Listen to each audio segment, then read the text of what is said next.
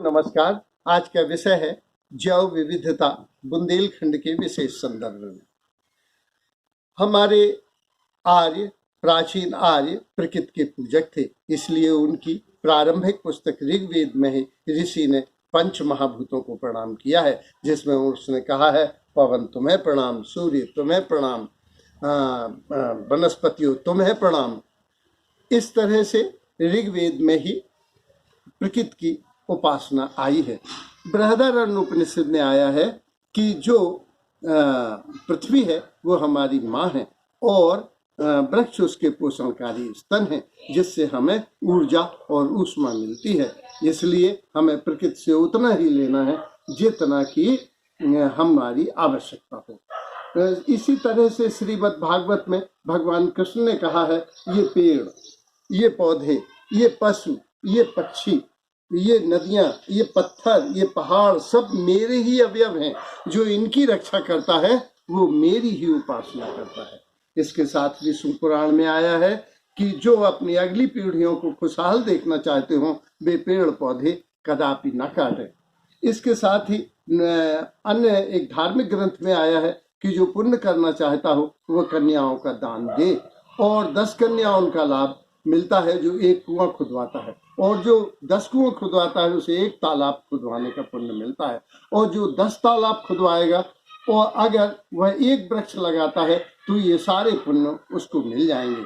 इसी तरह से नरसिंह पुराण में आया है कि वृक्ष ही परमात्मा है, मैं उसे प्रणाम करता हूँ। इस्लाम में भी आया है कि जो मूजी जानवरों को छोड़कर शेष की हत्या करते हैं वो कुफ्र करते हैं। इसी तरह से उसमें आया है कि जो परिंदों को पानी पिलाएंगे उन्हें जन्नत नसीब होगी। तो इस्लाम भी जो पानी को गंदा करेंगे उसके लिए इस्लाम में बड़ा कठोर प्रावधान है। इसी तरह से उसमें सभी धर्म ग्रंथों में प्रकृति संरक्षण की बात की गई है। तो जैव विविधता का संरक्षण हमें करना है, यही उद्देश्य हमारी इस वीडियो का है। सबसे पहले समझें कि जैव विविधता है क्या। जैव विविधता माने विपुलता, माने संख्या की अधिकता। जब पेड़ पौधे, जीव जंतु, पशु पक्षियों और सूक्ष्म जीवों की संख्या ज्यादा हो तो जैव विविधता समृद्ध प्रदेश कहलाता है। यानी संक्षेप में कह सकते हैं कि जीवों का प्रकार और जीवों की संख्या दोनों ज्यादा होने पर ही कहा जाता है कि जैव विविधता संपन्न क्षेत्र है। ये अगर इसको सैद्धांतिक से अध्ययन करना चाहें तो 3 तरह से हो सकती है।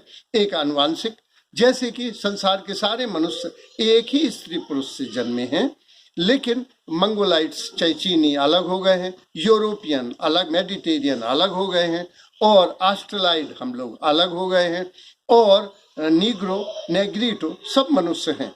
ऊपर सतही भेद हो गया है, लेकिन उनके कलर में, उनकी हाइट हेल्थ में अंतर आ गया है। ये आनुवांशिक कहलाता है। दूसरा जातिगत, जैसे घोड़ा, गधा, खच्चर, आदमी, ये सब जातिगत जैव विविधता है। फिर है पारिस्थितिक, जैसे जल में दूसरी परिस्थिति होने से जल जीवों की एक अलग विशेषता होगी, थल जीवों की अलग होगी, जंगल में रहने वाले जीवों की एक अलग विशेषता होगी। तो ये पारिस्थितिक अंतर हो जाता है। फिर इसका महत्व अगर हम देखें, क्यों इतना संरक्षण करना चाहते हैं, इसके 2 लाभ हैं। सबसे पहले प्रत्यक्ष तो हमें भोजन मिलता है, प्रत्यक्ष हमें ईंधन मिलता है, प्रत्यक्ष हमें कपड़े मिलते हैं, हमारे भोजन वस्त्र आवास की पूर्ति होती है, औद्योगों को कच्चा माल मिलता है और औषधियाँ मिलती हैं। लेकिन इस प्रत्यक्ष लाभ की तो गणना है, नाप है, तौल है। अप्रत्यक्ष लाभ तो इससे भी अधिक है, क्योंकि ये जीव जंतु, पेड़ पौधे आदि जल संरक्षण करते हैं, मृदा संरक्षण करते हैं, ये जल संरक्षण करते हैं, मृदा संरक्षण करते हैं, जलवायु संरक्षण करते हैं, हमें मनोरंजन प्रदान करते हैं, और इनका बड़ा महत्व है। सामाजिक मूल्य भी है, धार्मिक मूल्य भी है। जैसे बेलपत्र, तुलसी आदि का सामाजिक मूल्य भी है और धार्मिक मूल्य भी है। उसी तरह से सौंदर्यात्मक मूल्य भी है, क्योंकि अभयारण्य इससे संरक्षित किए जाते हैं। भारत में जैव विविधता बहुत अधिक है। इसका कारण ये है भारतवर्ष में जैव विविधता का कि जैव विविधता का कारण ये है कि इसका एक विशाल क्षेत्र है। विश्व का 2.4% क्षेत्रफल है और 5% जैव विविधता रहती है।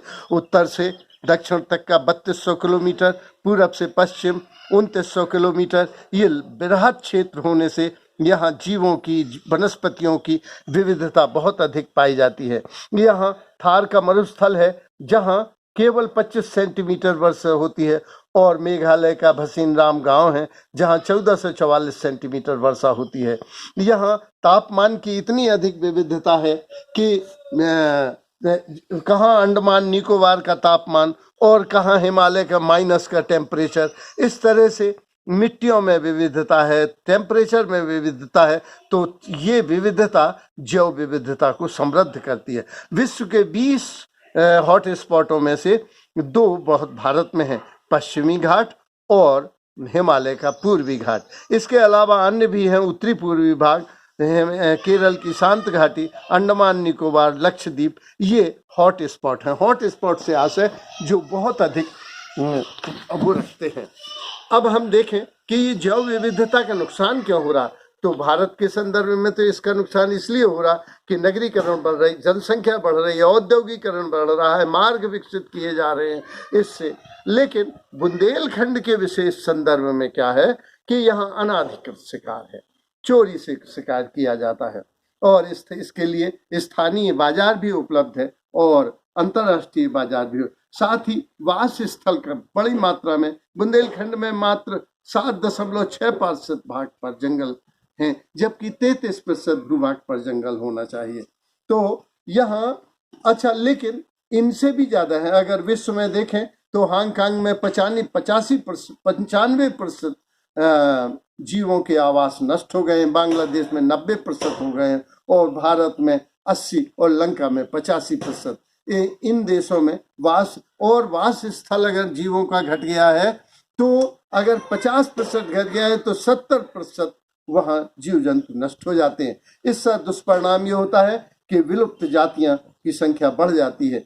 जो डायनासोर है ये समाप्त हो गया है। शंकर गैंडा, सौंचरैया, काली गर्दन वाला बगुला, सारस और प्रहारग्रस्त चीता और जैसे असाधारण रेयर पाए जाने वाले वो क्षेत्र हैं। तो बुंदेलखंड के संदर्भ में देखें तो जीव विविधता के लिए बड़ी चुनौतियां हैं। इसके लिए अगर हम अपना अध्ययन क्षेत्र देखें तो ये ऐसी जगह स्थित है कि अरब सागर से आने वाला मानसून भी कभी छूट जाता है और कभी बंगाल की खाड़ी से आने वाला मानसून से भी छूट जाता है। तो तापमान, वर्षा और समय और अंतराल की दृष्टि से ये विषमता की पराकाष्ठा पे है। यहाँ जाड़ों में तो ऐसी स्थिति में होता है, तो इसका परिणाम ये होता है कि वर्षा औसत कभी समय, स्थान, मात्रा की दृष्टि से विषमता की पराकाष्ठा पे है।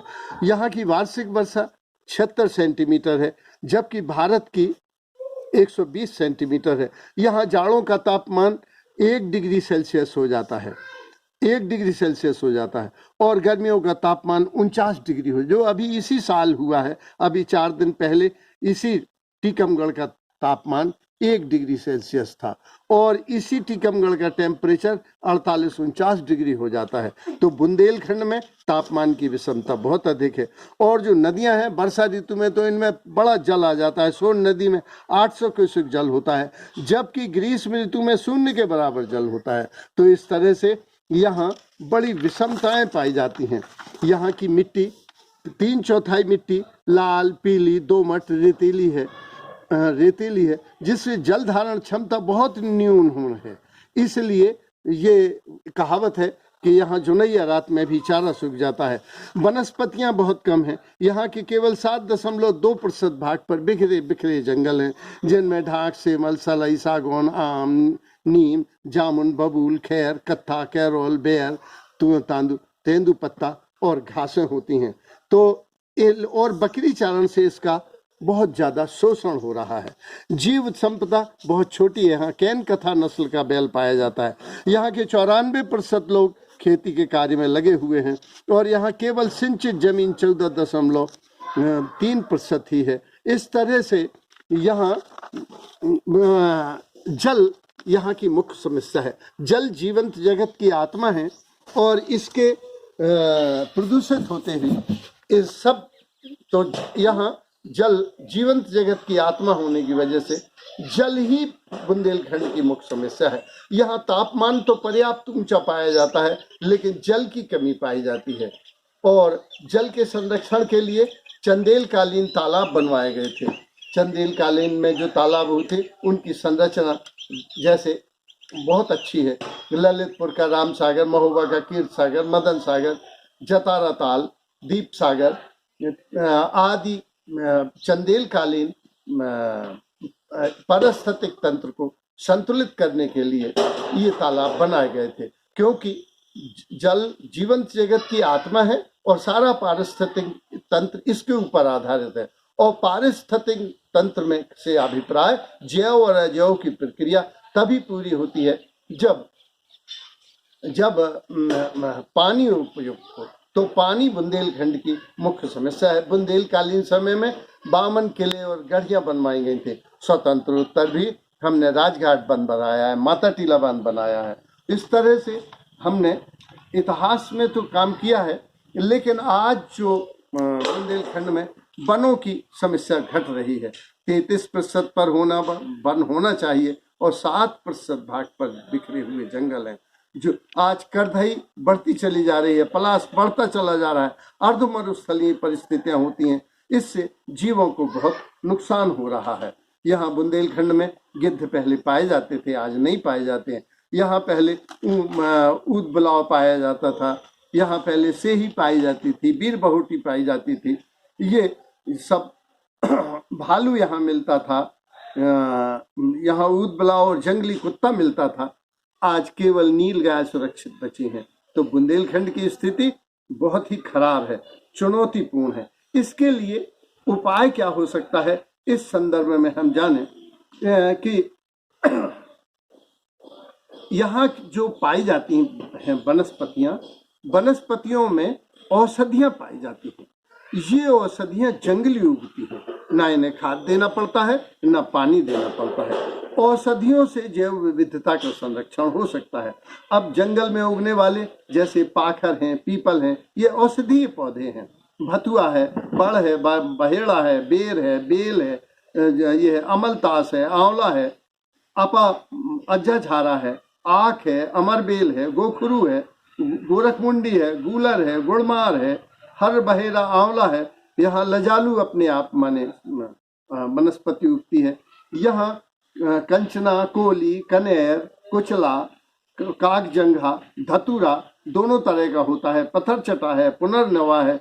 इस तरह से ये वो वनस्पतियां हैं जो प्रकृति स्वयं पैदा करती है और स्वयं न उन्हें खाद देना पड़ता है न पूरा। प्रत्येक वनस्पति औषधि गुण रखती है, उसे योजित करने वाला होना चाहिए। और जिनकी खेती हो सकती है बुंदेलखंड में, जैसे अश्वगंधा है, अरीठा है, अंजीर है, सतावर है, सफेद मूसली है, सेमल संतरा है, चिरायता है, काला मेघ है, भूमि आंवला है, केसर है, मेथी, राई, सौंफ, जीरा, अदरक आदि की अच्छी खेती हो सकती है। जीरा, मेथी की खेती। तो इस तरह से अगर हम जैव विविधता को वनस्पति के क्षेत्र में संरक्षित रखना चाहते हैं तो हमें ग्राम्य औषधियों का प्रयोग आना चाहिए। धन्यवाद।